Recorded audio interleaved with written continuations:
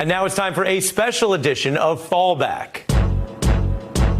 I am thrilled to be joined by comedian and writer Jen Kirkman. She has 2 stand-up specials on Netflix, including I'm Gonna Die Alone and I Feel Fine. The Atlantic named it one of their favorite stand-up specials. She's also the author of the New York Times best-selling memoir, I Can Barely Take Care of Myself. Little inspiration for all of us. And a writer for the Emmy-winning series, The Marvelous Mrs. Maisel. She's currently on tour in the U.S., Canada, overseas. Catch her anywhere, really. Also here, our friend, MSNBC journalist Ayman Mohyeldin.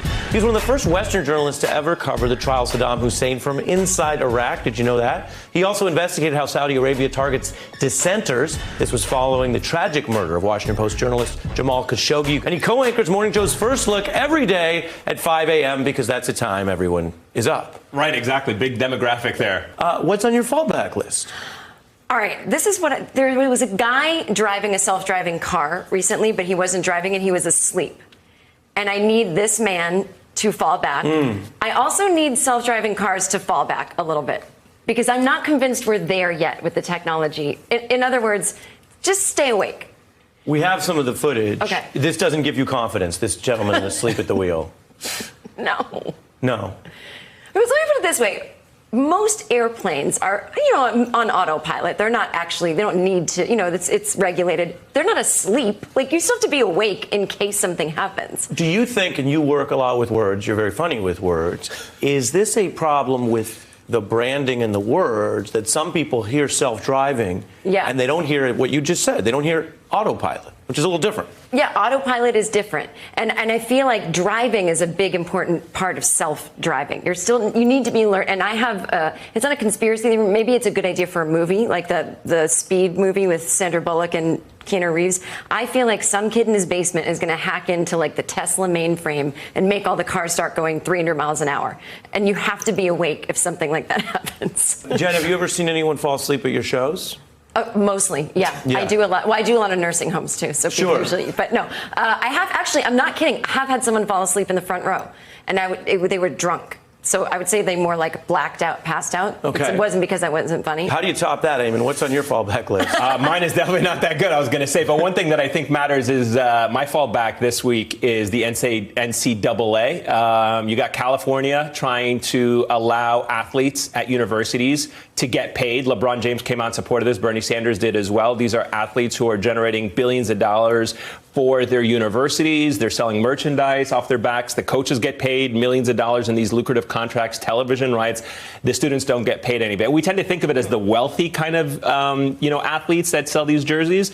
But the NCAA has constantly been blocking that and not letting these kids get paid. Let me bring in Jen on this. Obviously, there was a period in your life when you were an amateur comedian. What was it like going pro? It was great because that's when you get paid. So they used to just pay us in drinks when you start out. And I mean, that doesn't even sound like that's happening to the athletes. Would that be at major, like people who go to see real comedy clubs at a big city, and you would only be paid in drinks? Yes. Yeah, you get 2 drinks. And then, but they don't pay your parking. They don't pay for anything. So well, this leads to another question, obviously. Yeah.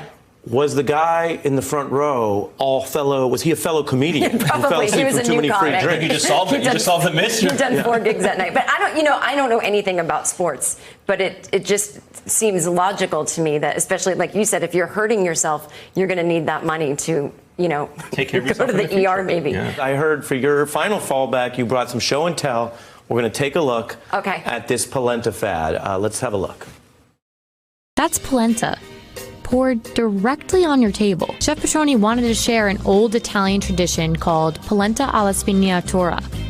That's polenta served right on a table or wood plank, family style. How do you feel about this fad? It disgusts me. How? And then how do they pick it up? Like, can I take your table from you now? Like, how do they clean it up? And what about splinters? You don't know what's going to happen. People swallowing wood. Maybe like a Scandinavian country, but can you imagine doing that in New York? Well, New York City, I mean, you could have an A rating.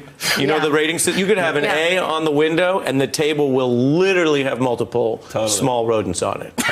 So if they're, if the rodents are dancing, that's not where I want my polenta. But I'm not a polenta expert. I guess I only have one more question before we go. What was this segment?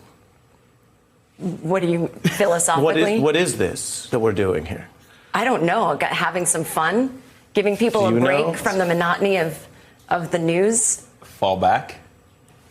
Both acceptable answers. Oh, okay. What is the real answer? No, those are both acceptable. Oh, great. Okay. The thing about the This was beat a is joy. we welcome all answers. You define it yourself. And the beat goes on. That's a quote. Boom.